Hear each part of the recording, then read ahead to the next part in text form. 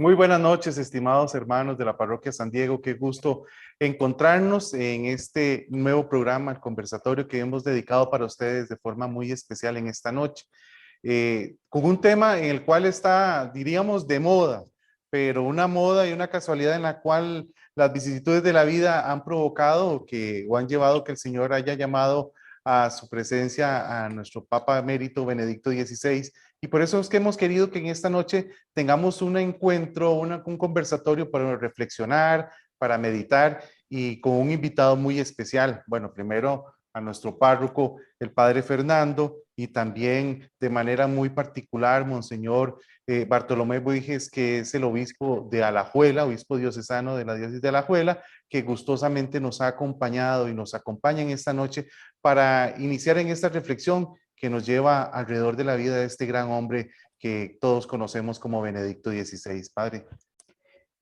Muy agradecido con Monseñor Bartolomé por estar acá con nosotros. Esperamos pronto tenerlo ya por aquí, pues tomándose un café. Pero de verdad muy agradecido. Desde ya pues desearles a todos un feliz año y un saludo también junto con nuestra oración a Monseñor con su diócesis y con su servicio pastoral, su ministerio tan importante allá en la querida diócesis de Alajuela, pues que desde ya sienta también de parte nuestra y de esta diócesis hermana nuestras oraciones, porque la iglesia es una y debe amarse como una. Así es, muchas gracias, con mucho gusto les acompaño en este tema tan querido para nosotros y tan actual como ha sido la vida y la obra y toda la presencia del Papa Emérito Benedicto, que nos acaba de dejar físicamente, pero seguro que lo hemos ganado para el cielo. Sí, de hecho, en muchos de los datos que comienzan a circular, porque voy a decir algo que lo dice el Vox Populi, ¿verdad? Yo como laico lo puedo decir, no hay muerto malo. Entonces ahora todo el mundo dice solo cosas, las cosas positivas y buenas, pero nosotros nos llama a la reflexión en esta noche más que todo, y que es lo que yo he reflexionado, es la vida física y material ya no está, pero una persona como Benedicto XVI o Joseph Ratzinger, lo que comienza a surgir es un legado. Y ese legado con el cual nosotros tenemos que comenzar a sacar a la luz y llevar y quitar todas las sombras y que sea más la luz en la cual se manifieste en la vida de él. Y eso es lo que queremos reflexionar hoy acá. Y más que todo, Monseñor, realizando un poquito de una investigación, vemos que Benedicto nace en Alemania en 1927 y nace en una Alemania nazi, en una Alemania donde comienzan a surgir ya las voces y los pies de plomo que comienzan a rodear por medio del imperio nazi, ¿verdad? Que comienza a surcarlo en medio de él. ¿Usted qué considera que pudo haber marcado en la vida de este niño, Joseph Ratzinger, nacido acá en 1927, ese ambiente cultural para después desarrollarse como ese gran teólogo que conocemos? Bueno, una cosa muy importante, él dice, es su familia. Su familia, su papá y su mamá eran muy religiosos. Él dice de su papá la fe tan firme, de su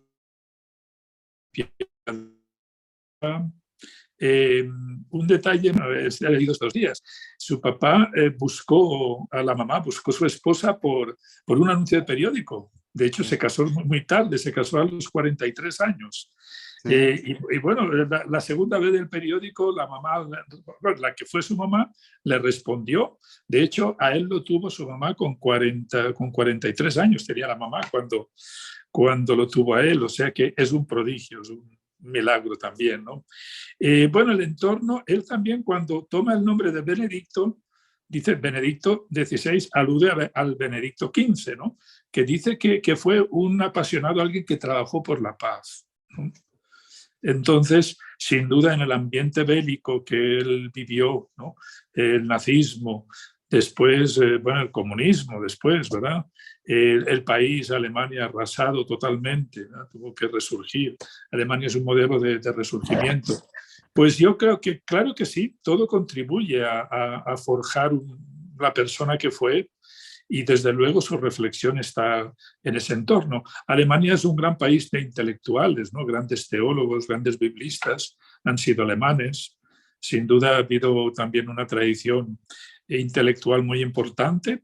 Entonces sí, Benedicto, como todas las personas, yo creo que es el resultado de una historia, de un contexto concreto y de toda una serie de factores que contribuyeron a lo que fue. Bueno, de Alemania surgen también varias contrariedades, ¿verdad? Surgen varias contrariedades teológicas y las cuales mueven el piso muchas veces y nos hacen reflexionar. Y gracias a Dios sale de Benedicto de Alemania. Pero este es dato interesantísimo, padre. No sé si usted lo había oído por allí. A mí me causó mucha gracia que el papá de Benedicto, puramente a las redes sociales de hoy en día, consiguiendo novia, pero por medio del periódico, envía un mensaje para conseguir la novia y en el segundo mensaje le sale esta, pero tenía unas cualidades, tenía que ser católica, ¿verdad? Que tenía que ser católica y no sé si De ponía buena cualidades. familia, con dote también, con cierta dote y, sí, y bueno, piadosa, por supuesto, sí, de fe católica. Interesantísimo. Sí, bueno, sí, sí, hubiera sido Benedicto, el papá del Papa Benedicto de este tiempo, se le hubiera hecho más fácil Con Facebook. con Facebook haber buscado su futura esposa. Pero bueno, eso ya nos va marcando cosas siempre importantes. O sea, Dios tiene una historia de vida. Yo siempre digo que a Dios, pues Monseñor está acá y con el respeto que Él se merece, porque Él sabe más de estas cosas que yo, pero yo digo que es que a Dios se le ve a través de la historia. Es que a veces nosotros no lo vemos hoy, no lo vemos en el presente, no lo vemos en el momento, sino a través de nuestra historia. Es cuando volvemos a ver hacia atrás y nosotros decimos si es que Dios tuvo que estar ahí. Y yo creo que hay momentos en la historia donde el Papa Benedicto o Joseph Ratzinger ha sido, fue muy controversial, ¿verdad? También, porque también responde a un entorno social, político, a un entorno dificilísimo, por ejemplo, cuando él no era papa y tenía que responder a toda esta situación también del comunismo, de la teología de la liberación, de todos estos movimientos que no es este el momento de juzgar si eran buenos o malos en el momento, sino que él tiene que responder en aquel momento a todas estas situaciones. Y entonces, pues por eso es que yo digo que después tenemos que ver a Dios a través de la historia, el fruto de esto, cómo se va forjando. No, definitivamente. Y esto, este nacimiento prodigioso, digámosle así, si lo podemos ver en una persona de 43 años, hace más de 90 años, no era como muy normal verlo, ¿verdad? Que estuviera teniendo su último hijo a los 40 o su segundo hijo a los 43 años. Pero también el nacimiento de Benedicto tiene una característica muy linda y que nace un sábado santo. Y el papá lo toma y en carrera se va en la vigilia pascual, me imagino yo de esa noche fuera a ser bautizado.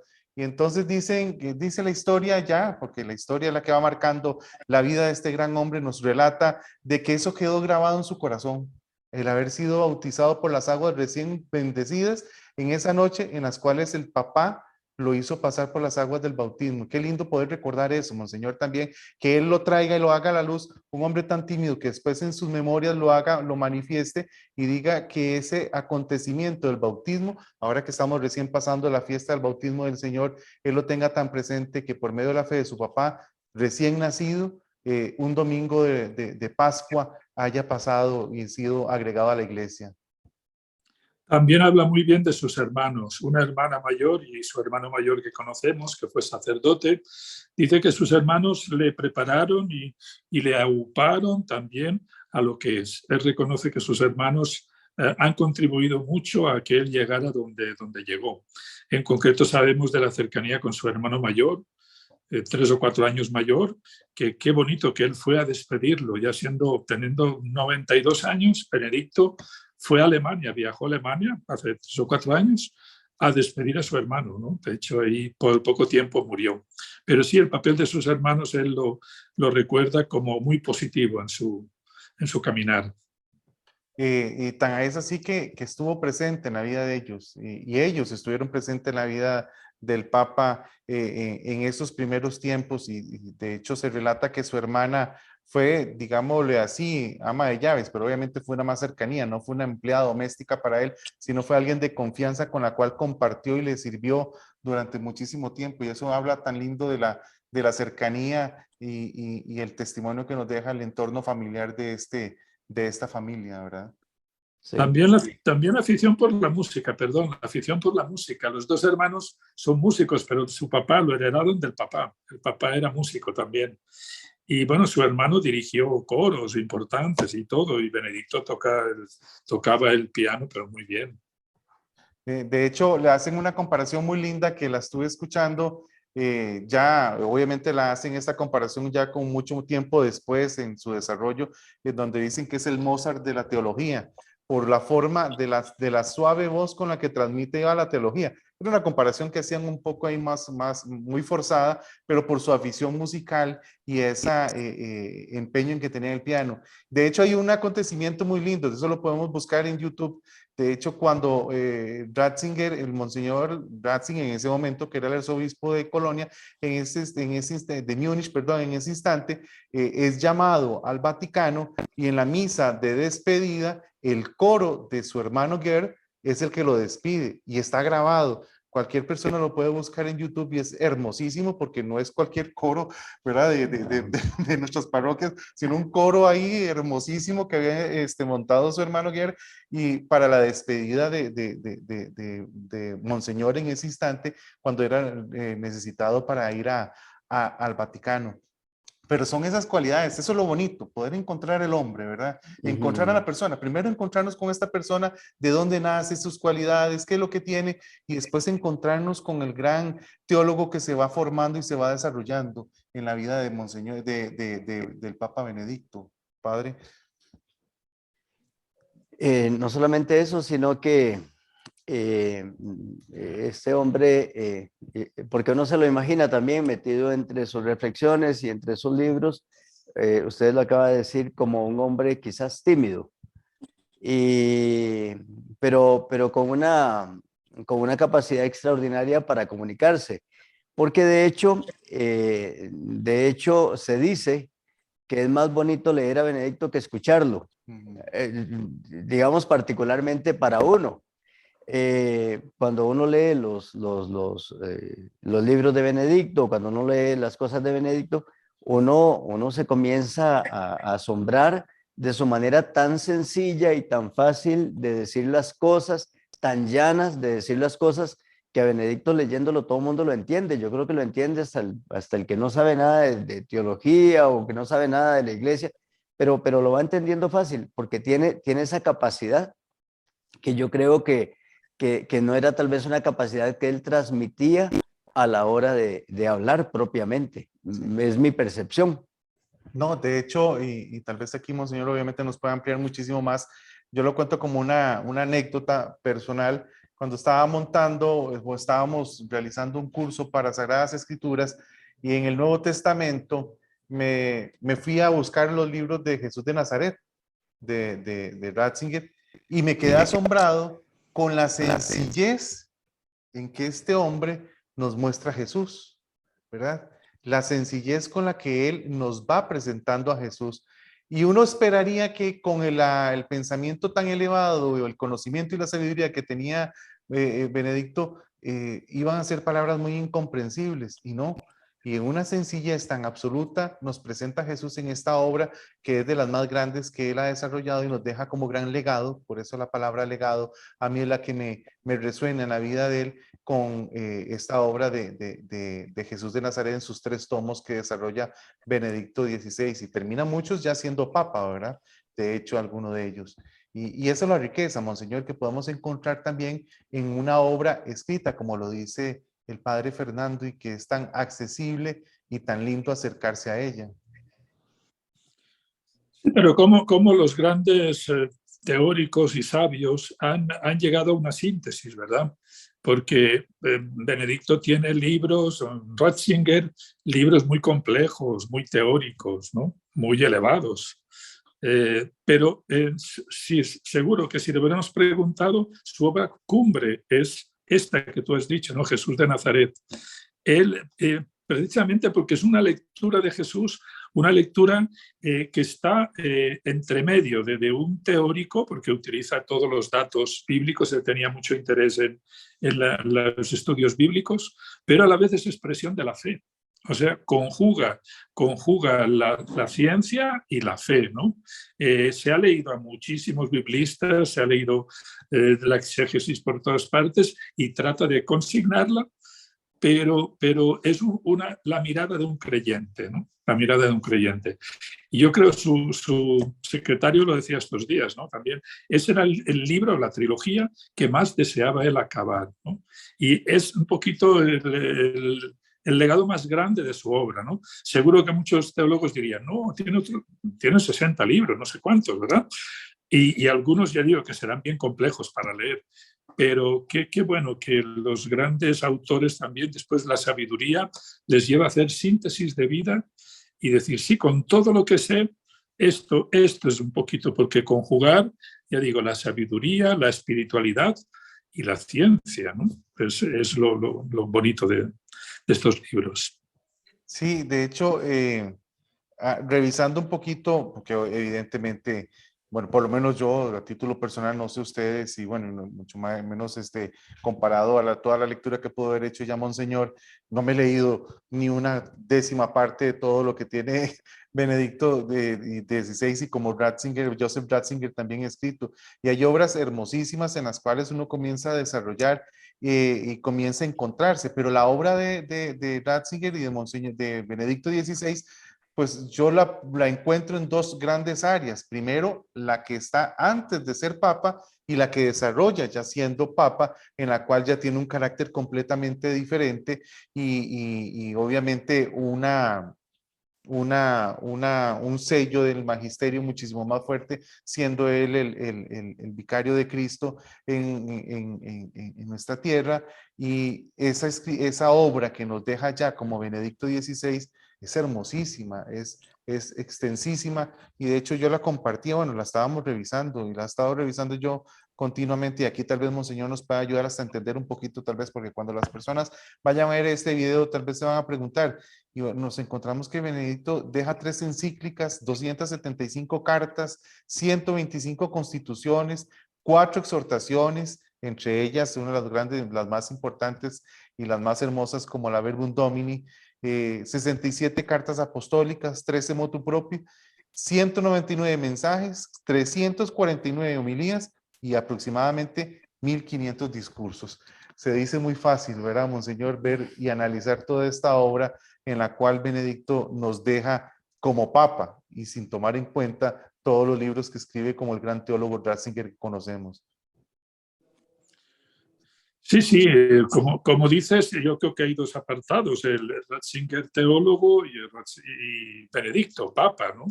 Obviamente, como los documentos como papa, pues todos conocemos, encíclicas, los documentos más básicos, más doctrinales, exhortaciones apostólicas también, después de sínodos, después del sínodo sobre la palabra de Dios, después del sínodo sobre la Eucaristía. Él estuvo solo 8 años de papa, ¿no? Por eso pues no llegó a más documentos papales, porque ya todo lo demás son pues documentos más normativos que el Papa también, claro, da en su tarea de Papa, y bueno, homilías y cartas y todo, hay muchísimas, ¿no? Algunas de ellas a lo mejor, pues obviamente es del equipo del Papa, ¿no? No todos los documentos que emanan del Papa son escritos de su puño y letra, porque sería imposible, ¿no? Pero sí las encíclicas sí que son muy pensadas por el Papa, y obviamente es muy revelador que escribió sobre la caridad, sobre la esperanza. Las 3 cualidades teologales. Exacto, fe, esperanza y caridad, ¿verdad? Entonces, es revelador. Ahí hace síntesis también. Hace síntesis Benedicto y dice, al final lo que queda es lo propio de Dios, fe, esperanza y caridad, ¿no? De hecho, Y sí, muy elocuente. el primer documento papal de Francisco es escrito por él, solo que firmado por el Papa Francisco. Evidentemente, él lo cede, y bueno, lo da a la iglesia, y es el primer documento de Francisco que sale. Pero acá no tomamos en cuenta, y yo aquí se lo pregunto a los dos, tanto el padre Fernando como nuestro párroco y usted, monseñor, con el encargo que Dios le ha puesto como obispo de allá en Alajuela. Aquí muchas veces pasamos por alto el documento culmen en el cual el Benedicto tiene puño y letra de él por encargo del mismo Papa Juan Pablo II, y es el catecismo de la Iglesia Católica. Él forma la comisión, él es el que lleva adelante, y nosotros tenemos un catecismo después de tantos siglos en donde el Concilio Vaticano II como que se le olvida que necesitamos un catecismo, ¿verdad? Y desde Trento no tenía, desde Trento y casi 500 años en los cuales la Iglesia no tenía catecismo, y o un compendio universal, porque había catecismos de iglesias particulares.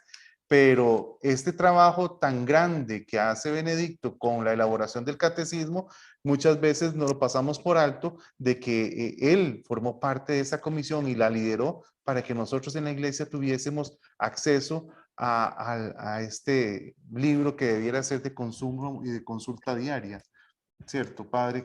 ¿Qué podemos decir al respecto? Sí, yo recuerdo que yo me leí el catecismo de la iglesia de principio a fin, y con muchísimo gusto y con muchísimo cariño me lo leí, precisamente porque era un catecismo diferente al que nosotros conocíamos, y también un catecismo diferente a lo que uno pensaba que era un catecismo, ¿verdad? Que era una serie ¿no?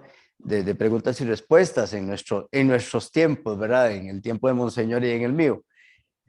Luego el catecismo comienza a darnos una doctrina profundamente teológica, seria, y nos va llevando pues por ese camino, ¿verdad? Que es completamente trinitario en la iglesia, ¿verdad? Entonces él, igual que estas tres virtudes teologales, hace el catecismo, o se estructura el catecismo completamente trinitario, ¿verdad? Con todo lo que es la visión del Padre, la visión del Hijo y la visión del Espíritu Santo. Digamos que nos explica el catecismo, el credo, bien explicadito, el que se lee, el que reflexiona o el que estudia o el que consume diariamente el catecismo de la iglesia, logra entender muy bien también el credo y por qué es su fe y para qué es su fe. Esa por un lado, y por otra, que no se me quería olvidar, también el aporte que para mí es muy importante, porque Monseñor estaba diciendo hace un rato, es el teólogo, ¿verdad? Es el teólogo, el maestro, pero también decía, es el científico de alguna manera.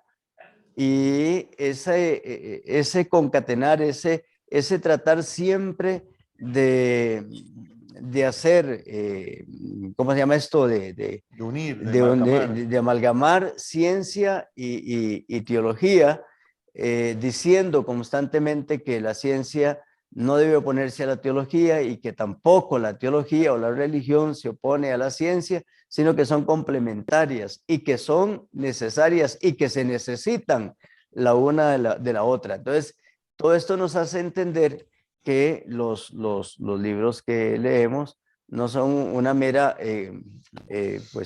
no sé, Monseñor, me imagino que conoció al padre Carlos Alfaro, nuestro querido teólogo de seminario de muchos años, y entonces él, cuando nos calificaba los exámenes, que era una hojita de cuaderno chiquitita, nos ponía, esto es teología, y después nos ponía, el resto es reflexión piadosa. Nos decía eso, ¿verdad? Esto es teología, un renglón, dice, el resto es reflexión piadosa. Y pues resulta que a mí me parece muy importante también el aporte, no solamente pues sí del catecismo, sino este aporte también de lo que significa el complemento entre ciencia y religión, porque esa es una lucha y ha sido una lucha de toda la vida. Sí, sí, el catecismo fue un encargo de Juan Pablo II, ¿verdad? En tiempos como de relatividad, ¿no? De hecho, la dictadura del relativismo es una de las grandes tesis de Benedicto, ¿no? El asombro porque este mundo parece que no hay una verdad, no hay verdad absoluta, todo es relativo, todo es banal, todo es dependiendo del contexto. Bueno, cuando estaba en la homilía, ¿verdad? Después de morir Juan Pablo II, habló de eso, de la dictadura del relativismo, ¿no? Entonces, la necesidad de buscar seguridades también y de tener en un libro que sea como una enciclopedia de nuestra fe. Para mí el catecismo es como una enciclopedia de la fe. Se puede leer todo de una vez, pero es casi mejor tenerlo como libro de consulta. En este aspecto, ¿qué piensa la Iglesia de esto? En el catecismo hay algo seguro, ¿no?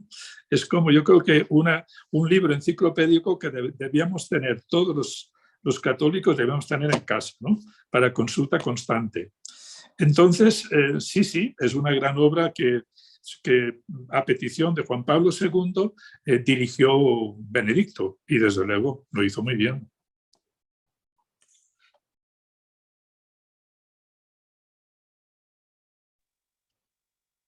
¿Están ahí?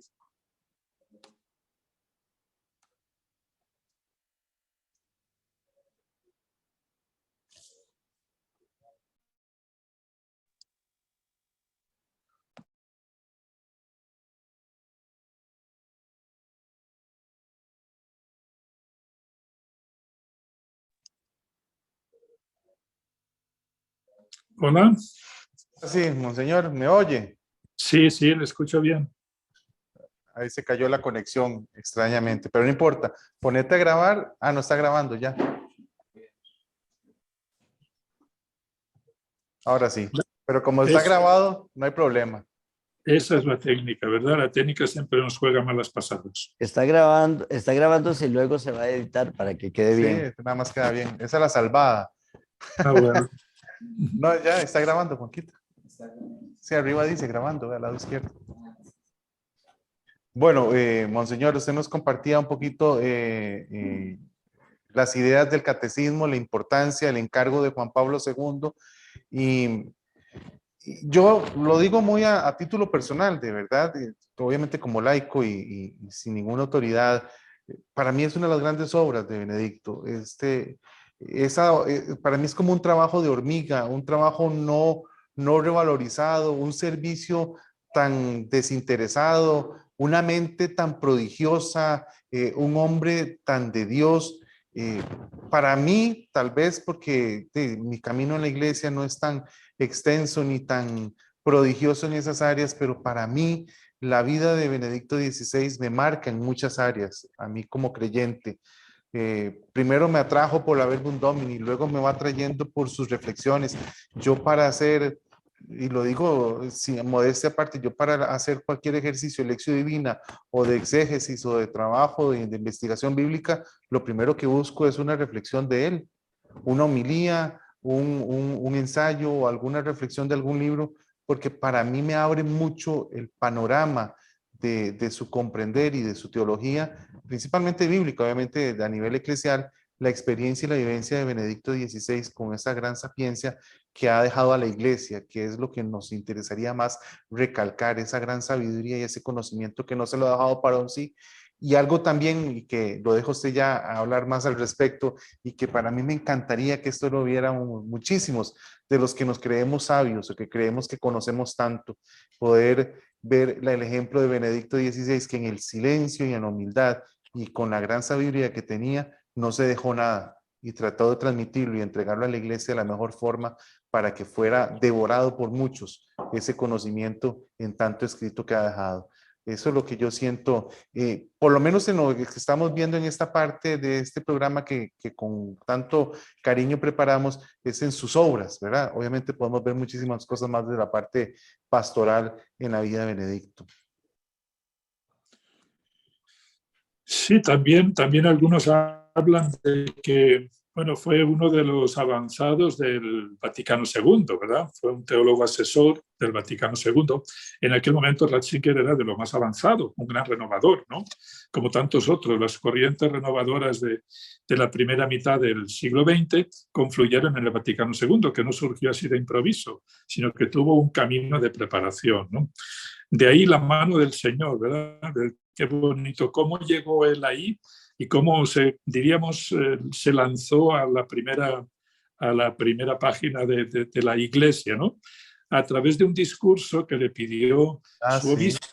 su obispo para presentar al Papa Juan XXIII, ¿no? Y entonces, un discurso que tenía que hacer su obispo, se lo pidió a Ratzinger, a Juan XXIII le gustó mucho, y Juan XXIII le dijo a su obispo, muy bien, le aplaudió. Entonces el obispo lo llevó al Vaticano II. Y de ahí seguro conocería a Juan Pablo II, que participó también, por supuesto a Pablo VI, a todos, ¿no? De hecho, Pablo VI enseguida lo hizo después arzobispo, ¿no? Arzobispo de Múnich. Y así el Señor va a través de pequeños cositas. Seguro que si lo hubieran dicho de joven a Benedicto que iba a llegar a Papa, ni se lo hubiera creído, ¿no? ¿Cómo es posible un alemán llegar a Papa después de 400 años que no salían ni más que italianos papas, ¿verdad? Pues así es, el Señor dice, para Dios nada es imposible, eso que decía el ángel a María, ¿no? Y es así, el Señor se aprovecha de pequeñas cositas para llevar adelante su plan y desde luego tenía para Benedicto ese plan y a través de ciertos acontecimientos pequeños le abrió el camino para que llegara a Roma y después al papado. Y de hecho esa facilidad que tenía, cuentan esas anécdotas tan bonitas de la vida de Benedicto, de que como desde niño sabía hablar latín, cuando da ese discurso donde el anuncio, no discurso, en el anuncio en el cual él anuncia su dimisión al papado, lo dijo en latín. Entonces todo el mundo comenzó a criticar que por qué en un latín. El latín de Benedicto XVI era perfecto.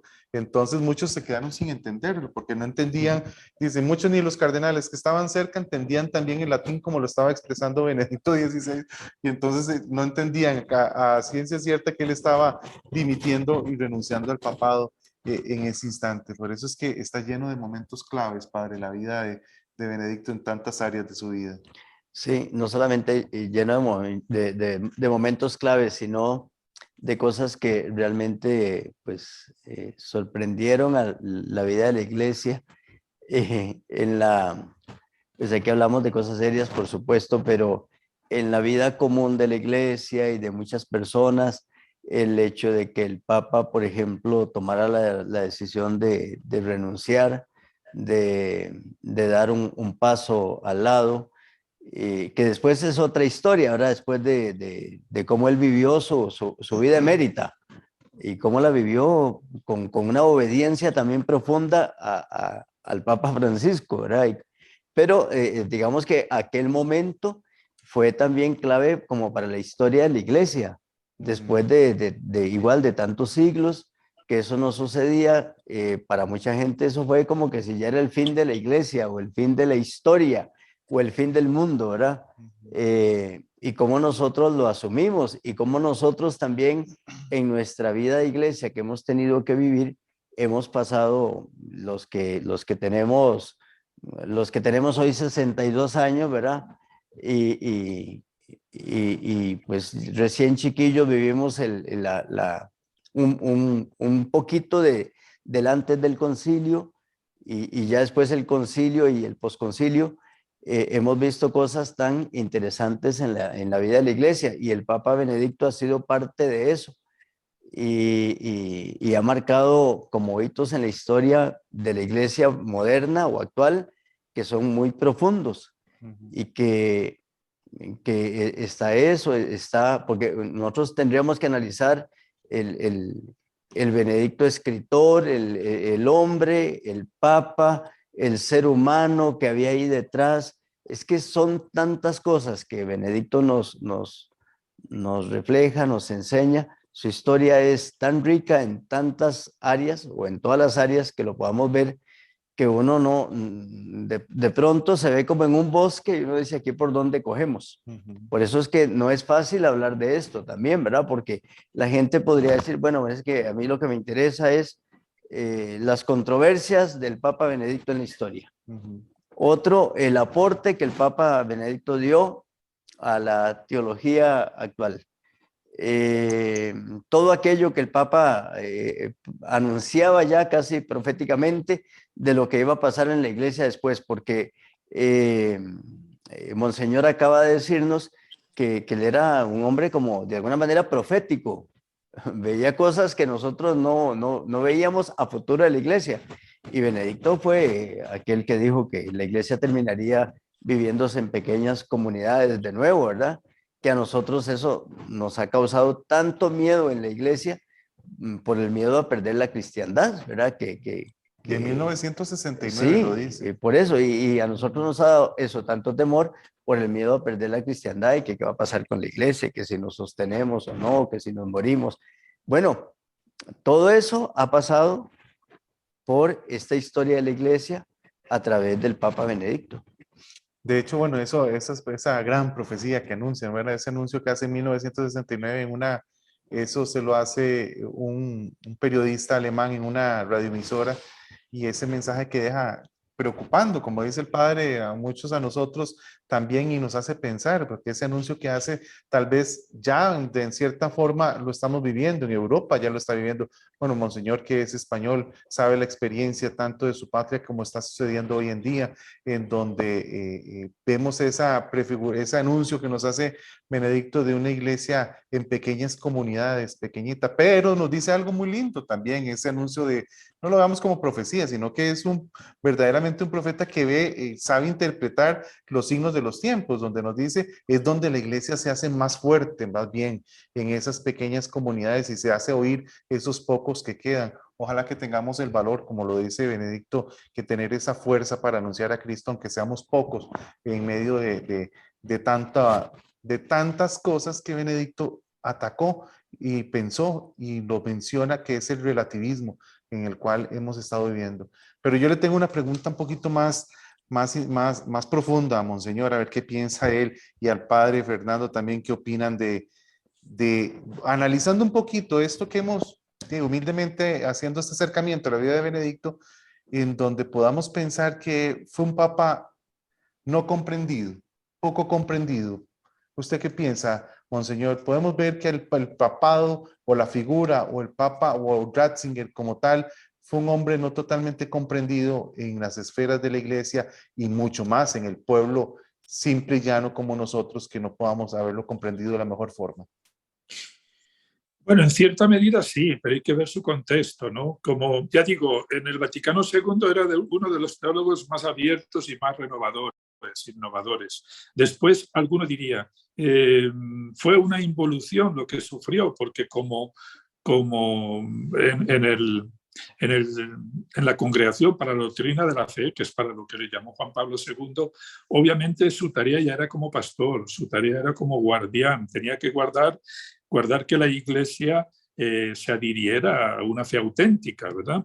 Entonces, esa es una tarea ingrata, ¿no? Una tarea ingrata porque tiene que denunciar las separaciones de la fe, las incoherencias en la fe, bueno, pues con la teología de la liberación, con tantas doctrinas que él tuvo que decir por aquí sí, por aquí no, ¿verdad? Entonces, es una tarea ingrata, ¿no? El guardar la fe y defender la fe de otros. Y después, como papa, sucedió a Juan Pablo II, ¿no? Juan Pablo II, con una personalidad tan carismática, tan abierta, tan de masas, y él, pues por su personalidad, por ser alemán, un poquito más así, más intelectual, no tan expresivo, un poquito tímido, ¿verdad? Pues obviamente ese es el contexto, ¿no? Después explotó más en su papado la cuestión de los abusos, ¿no? En realidad venía de atrás, había explotado ya con Juan Pablo II, y suerte que Juan Pablo II tuvo a Benedicto, porque Benedicto fue el que empezó la línea dura de abusos cero, ¿verdad? Pero bueno, en su papado también explotó eso, y como que quedó mal ahí, pero para mí fue la figura clave en la Iglesia para responder a esas denuncias de abuso, ¿no? Entonces, por eso fue incomprendido. Pero yo creo que ahora vemos mejor su figura y comprendemos su grandeza, ¿verdad? Un poquito desde la distancia. Y seguro que pasará a la historia como alguien grande, ¿no? Seguro que lo reconocen, bueno, santos, por supuesto, y doctor de la iglesia, ¿no? Todos están diciendo, seguro. Es muy interesante lo que acaba usted de anotar, monseñor. ¿Qué características podríamos ver si lo vemos desde la razón o de lo que nos dice la ciencia o que se ha basado en la iglesia para determinar a los padres de la iglesia o doctor de la iglesia? Y Benedicto podría cumplir todos los requisitos para ser llamado doctor de la iglesia. Por supuesto que sí, yo no lo dudo. Es más, dicen, yo no lo sé, pero dicen que el Papa quería declararlo ya, doctor de la Iglesia, pero le dijeron, no, santidad, primero tiene que ser beatificado, canonizado, y después se le proclama doctor de la Iglesia. Ese ha sido el camino de todos los doctores de la Iglesia, ¿verdad? Pero para mí sí, sin duda, yo creo que es un clamor, que es santo, santo súbito, decían, y que es un clamor que dentro de la santidad, pues doctor de la Iglesia. Alguno comentaba, ¿no?, que esos gritos de santo súbito eran de alguna forma una protesta contra Francisco. Yo no lo creo. El reconocer la santidad de Benedicto no tiene nada que ver con Francisco. Lo que pasa es que, bueno, ahí hay algunos que se han alineado, movimientos que se han alineado con Benedicto y otros con Francisco, que de alguna forma es más abierto. Y bueno, son esos movimientos y esas alineaciones las que crean rivalidad. Pero no, yo si Francisco tuviera tiempo, estoy seguro de que lo beatifica y lo canoniza. Pero bueno, vamos a ver cuánto tiempo el Señor lo mantiene ahí también como Papa. Bueno, usted ha apuntado otro puntico que lo voy a dejar por aparte y para lo último, pero aquí me interesa remarcar esto, monseñor, que yo lo oí en lo oí desde canales serios, fuentes serias, esa característica, esa anotación que usted está haciendo. ¿Por qué el cantar o gritar 60,000, 70,000 personas que estaban en la Plaza San Pedro este 5 de enero en las honras fúnebres de Benedicto XVI, ese canto, santo súbito, fue un reclamo contra Francisco? Yo no lo entendí muy bien. ¿Por qué puede ser esa comparación que se hace de un clamor popular como echárselo en contra de su santidad el Papa Francisco hoy en día? No, yo tampoco estoy de acuerdo en eso. Yo no estoy de acuerdo. O sea, el reconocer la santidad de Benedicto no tiene nada que ni le pone ni le quita a Francisco.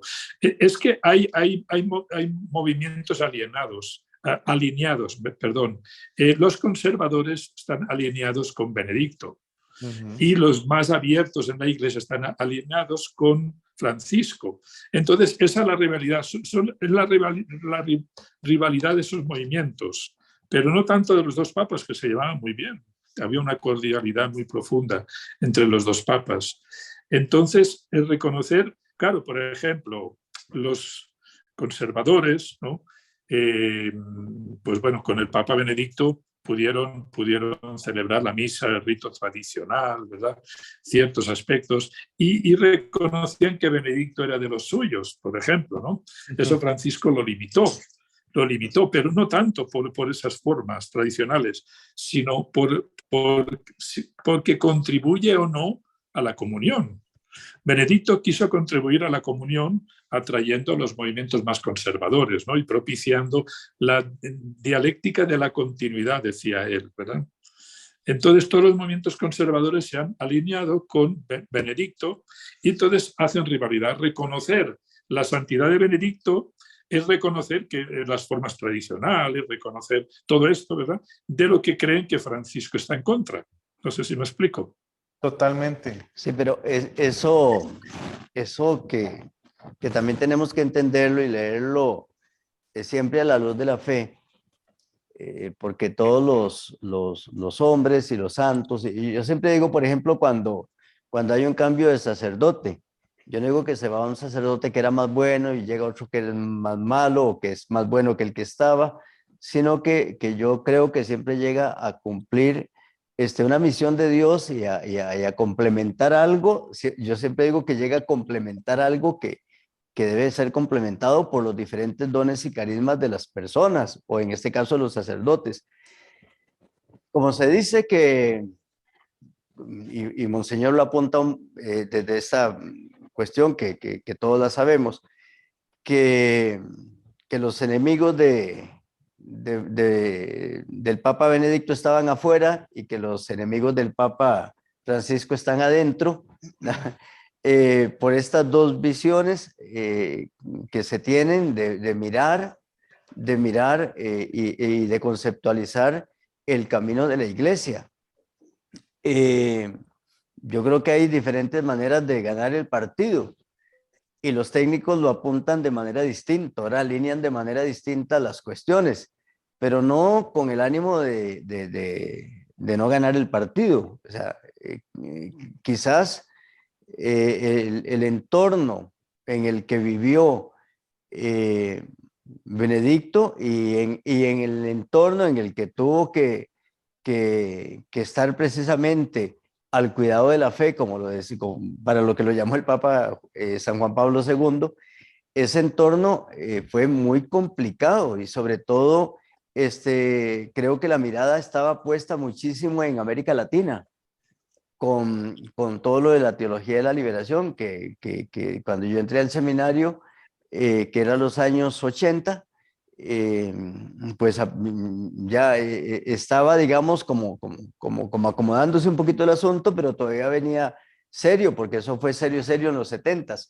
Entonces, yo creo que esos momentos marcan mucho de que, o como a veces dicen los gobiernos, es que a mí me correspondió la cosa fea, o me correspondió arreglar la casa por dentro, decían algunos, o el otro dice comerme a la bronca, o el otro. Entonces yo creo que es que esas cosas también marcan mucho la experiencia de vida que uno tiene que tener en esos momentos. Y yo pienso que Benedicto tuvo un entorno muy complicado, porque también había muchos ataques de afuera hacia la iglesia, o sea, había una cuestión de liberación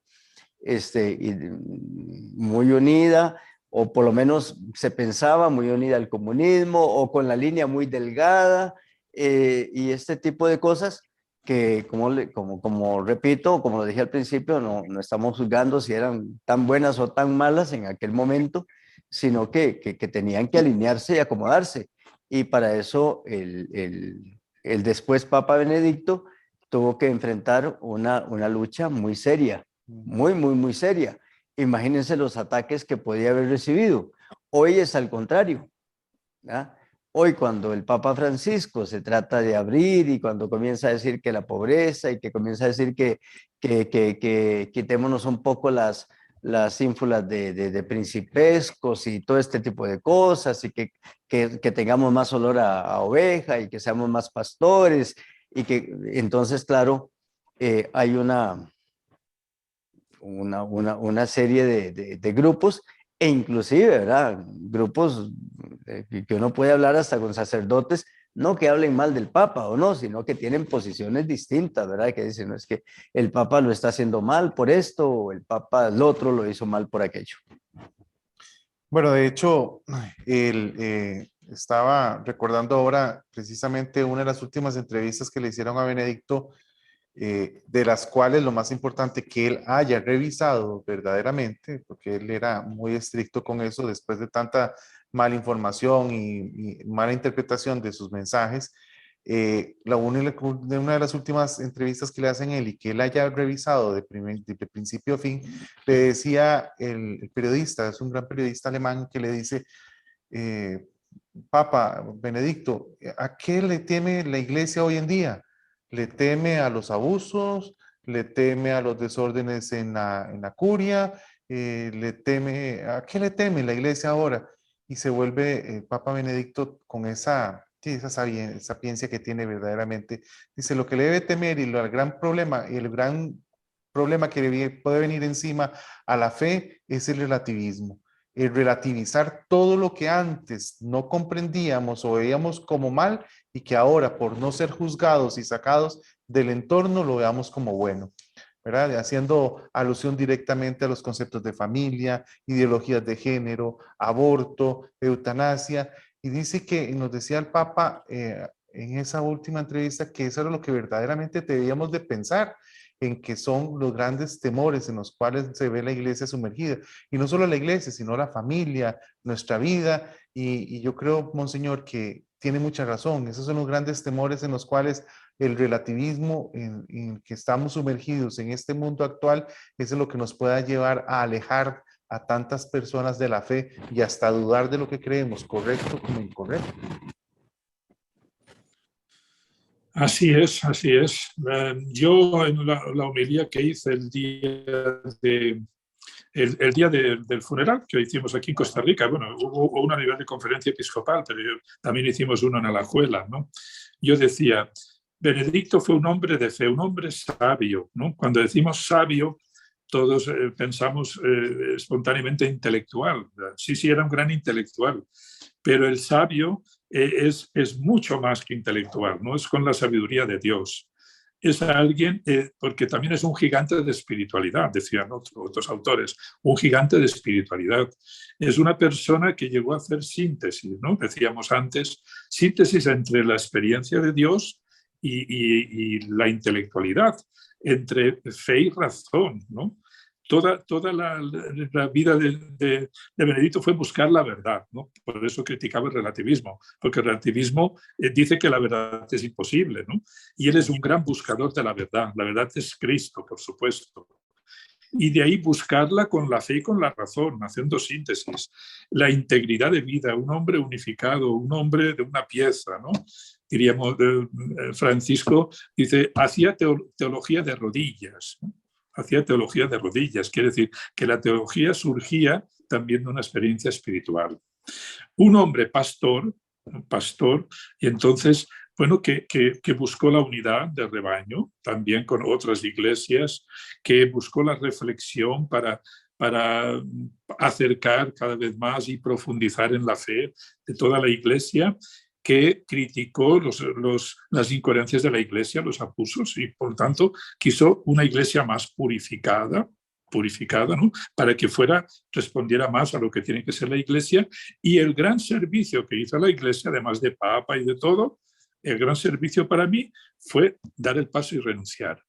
Porque si él se hubiera quedado, estaba limitado en el servicio de la iglesia. Y justamente dando pasos es para mí un gesto de amor a la iglesia. Quiero para la iglesia lo mejor. Alguien que venga detrás y tenga toda la fuerza y todo lo que yo no puedo tener, que lo dé para el servicio de la iglesia.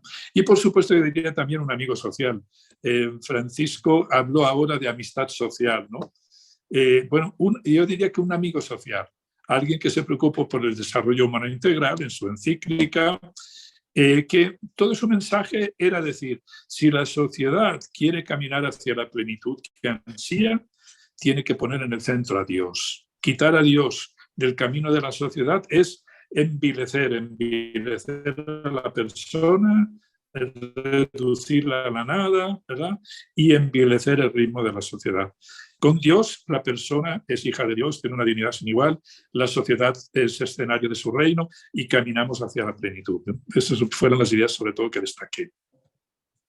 Bueno, y de hecho, bueno, Monseñor, que ya casi vamos terminando para no atrasarlo más en esta noche y ese tiempo que usted nos ha dedicado, quería quedarme con un par de reflexiones en torno a nuestra realidad hoy en día. El Papa Benedicto XVI puede haber abierto el paradigma o marcarnos un camino diferente en cómo se va a realizar o a vivir la sucesión en el papado a futuro. O sea, que pueda, ya que andan rumores de que Francisco va a renunciar, que no va a tener fuerzas. Obviamente el Papa Francisco es más notable en este instante con su problema de rodilla y que le impide mucho la movilidad, pero podemos ver en la obra, en el acto de Benedicto de renunciar como una nueva forma de gobernar la iglesia. Por supuesto, es toda una concepción. El papado antes tenía una concepción casi sacral, ¿no? El papa era todo un misterio. Bueno, Antes de Pablo VI, yo creo que el Papa no salía prácticamente de Italia, bueno, de Roma y prácticamente de Italia, ¿verdad? Y era sacral, lo llevaban así como en andas, ¿verdad? La tiara, toda una serie de gestos. Poco a poco el papado se ha hecho pues lo que tiene que ser, es un ministerio muy importante, central en la Iglesia, ¿verdad? El colegio que tiene el primado en el colegio de los obispos, pero además el Papa que está al servicio de la Iglesia, que está en una Iglesia circular, en una Iglesia sinodal, que nos dice el Papa Francisco, y por lo tanto deja esa figura sacral y se pone en el círculo de la familia de la Iglesia, ¿no? Todos los obispos renunciamos a los 75 años, ¿no?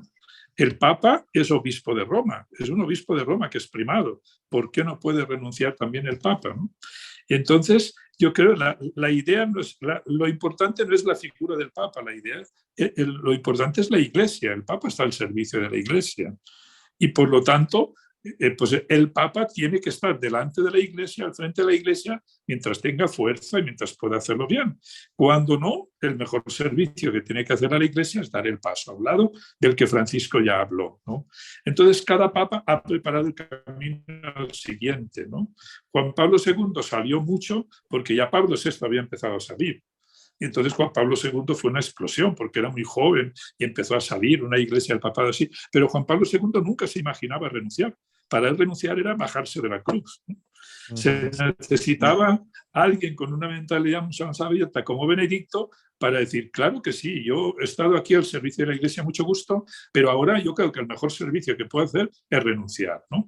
Lo importante no es el Papa, lo importante es que la Iglesia siga su camino y estén los mejores servidores al frente, ¿eh? Yo creo que Francisco lo tiene muy fácil, creo que Francisco también va a renunciar, pero espero que por lo menos dentro de 2 o 3 años, por lo menos.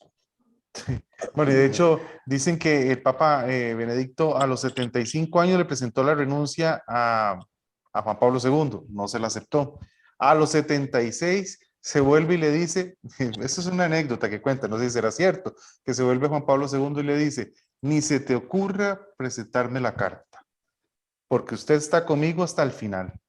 Y así fue, hasta el final, ya los 70. Porque la idea del Papa Benedicto, bueno, Ratzinger en ese instante, lo que deseaba era volver a Alemania, a escribir y a pasar su vejez en paz. Pero Dios tenía otra historia completamente diferente marcada para él y en ningún momento le permitió, bueno, alejarse de su gran amigo, como lo dice Juan Pablo II en su biografía, que eso menciona solo 2 personas vivas en ese instante, cuando él estaba contándoles como grandes amigos de su vida, que era uno, Benedicto XVI, como un gran amigo para él y su compañero de iglesia, ¿verdad? Que fue verdaderamente, hicieron como esa mancuerna ideal para gobernar la iglesia. Obviamente el Papa era el que llevaba y tomaba las decisiones del caso, pero Benedicto XVI con 24 años que pasó como prefecto de la congregación al cargo sí, de la fe. De la fe, con un puesto, como lo decía Monseñor ahorita, nada agradable para muchos por estar dictaminante e ingrato para ellos, ¿verdad? Así que hablar de Benedicto nos quedamos cortos, padre, pero ¿usted qué piensa o qué legado en su vida sacerdotal le deja la vida de fe y la vida de este hombre llamado Benedicto XVI? Pues primero yo soy muy agradecido con Benedicto. Agradecido porque creo que me hizo gustar el mensaje de Jesucristo de una manera muy llana, muy hermosa. Como dice Monseñor, con mucha síntesis. Me hizo entender que el mensaje de Jesucristo no está alejado de la razón. Me hizo entender que el amor por la iglesia debe ser un amor total y profundo, no porque yo sea el importante, sino porque la iglesia es la importante y la iglesia es la que me ha dado a mí tantas cosas. Y entonces, no sé, yo a estas alturas de mi vida como que disfruto. Yo siempre le digo a mis compañeros sacerdotes o algunos, que yo más bien en estos momentos de mi vida estoy para disfrutar la iglesia, ya no estoy para que Monseñor me ponga de ecónomo, porque ese es un trabajo ingrato, ¿verdad? No. Yo tampoco. Ese sí es un trabajo ingrato, no. Estoy para Bueno, se disfrutar. salvó que él no le va a hacer, No, no, no. no, no. Entonces, estoy para disfrutar la vida de la iglesia y creo que Monseñor, el Papa Benedicto nos ayuda a eso con una gran sencillez a hablar de Jesucristo y a dejarme un gran legado. Y como usted dice, cualquiera de nosotros hoy, gracias a los, así como el Papa buscó por los medios de comunicación social a su esposa, nosotros hoy podemos buscar en la esposa la iglesia por medio de cualquier tecla el legado de Benedicto y enriquecernos con él y tener una visión pues más centrada y más profunda de lo que la iglesia debe ser hoy. Monseñor, ¿y usted qué legado le deja en su vida, al igual que le pregunto al padre Fernando, en este caminar de fe suyo, la figura de Benedicto XVI? Pues las tres ideas que he dicho, ¿no? A mí me ilumina su sabiduría, pedirle al Señor que me haga sabio también, que me haga sabio para hacer síntesis entre una vida espiritual, obviamente cada vez más profunda, y también pues el contacto con la realidad de cada día, ¿no? Es esto, el vivir la presencia del Señor en los acontecimientos de cada día, iluminarlos desde la fe. Bueno, como pastor, obviamente, pues es una referencia para mí. Es una referencia de cómo él ha sabido situarse en las distintas facetas y ha sabido ser el pastor que guiara al pueblo con su doctrina, el pastor que buscara la comunión también con todos, con todas conservadores y abiertos con todo. Él quiso ser un hombre de comunión y también pues el hecho de ser una persona que camine en medio de la sociedad y que sea amigo de todo lo bueno, que fomente todo lo bueno, sobre todo desde la fe, ¿no? Entonces, esas tres ideas a mí me calaron mucho y yo creo que son para mí como una referencia constante en mi caminar. Bueno, a mí no me están preguntando, pero yo lo voy a comentar. Claro. A mí me marcó mucho siempre unas palabras que dice Benedicto XVI en Verbum Domini, en donde nos recuerda que nosotros no somos la religión del libro. Yo me quedaba solo como en esa parte, pero leerlo más profundamente y al ver la forma en que él muere, me muestra que era un hombre íntegro, de testimonio en lo que decía, en lo que vivía y en lo que predicaba. Porque él nos decía allí que no somos la religión del libro, sino que la religión del encuentro con el Logos, con la palabra, con el encuentro con Cristo.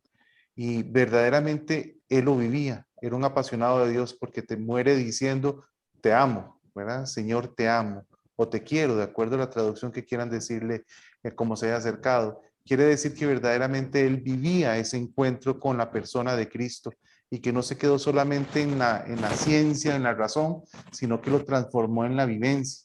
Creo que ese es el legado o el llamado que nos hace a cada uno de nosotros, el transformar ese conocimiento en vivencia, la razón con la fe, que es lo que tenemos que ir viviendo. Y así nos lo dice en el testamento espiritual que escribió hace muchos años, fue en el 2006 que lo escribe, donde nos llama a mantenernos firmes y no dejarnos confundir, que verdaderamente lo que importa es encontrarnos con la persona de Cristo, ¿verdad?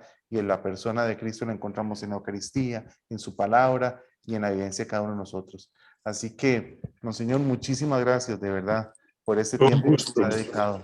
Y le agradecemos de corazón que esté presente en nuestra parroquia, aunque sea de forma virtual.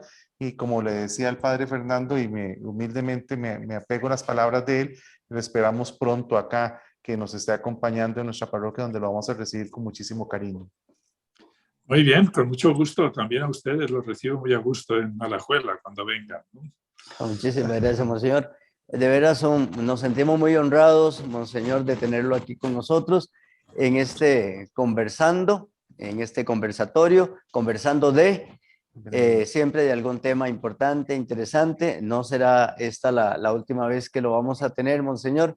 Esperamos tener menos problemas técnicos la próxima vez o tenerlo acá presencialmente para que además se tome un chocolatito, un cafecito con nosotros. Esta es su casa, bienvenido siempre y que no pase el año sin que podamos estar aquí sentaditos un ratito compartiendo. Que Dios me lo bendiga, Monseñor, que bendiga toda su diócesis, que nos bendiga a todos y que tengamos un muy feliz año. Muchas gracias. Y tal vez para terminar, Monseñor, nos regala la bendición y gracias nuevamente. Claro, con mucho gusto. Dios Padre bueno, gracias por regalarnos esta gran figura de Benedicto XVI, con la que has iluminado a la Iglesia, nos has iluminado a todos nosotros. Seguro que está contigo, escucha su intercesión por nosotros y por la Iglesia que peregrina, para que seamos cada vez más auténticos, más iluminados por la fe y que podamos iluminar desde ti, Señor, a nuestro mundo, un mundo que necesita de la fe y que necesita cada vez más de ti, cuanto más cree que se aleja. Que Benedicto XVI sea siempre nuestro intercesor y, bueno, sintamos también su iluminación y su caminar en nuestra Iglesia. Por Jesucristo nuestro Señor. Amén. Amén. El Señor esté con ustedes. Y con tu espíritu. La bendición de Dios Todopoderoso, Padre, Hijo y Espíritu Santo, descienda sobre ustedes y les acompañe siempre. Amén. Buenas noches. Muchas gracias, Monseñor. Buenas noches. Gracias y saludos a todos. Buenas noches, gracias. Buenas noches.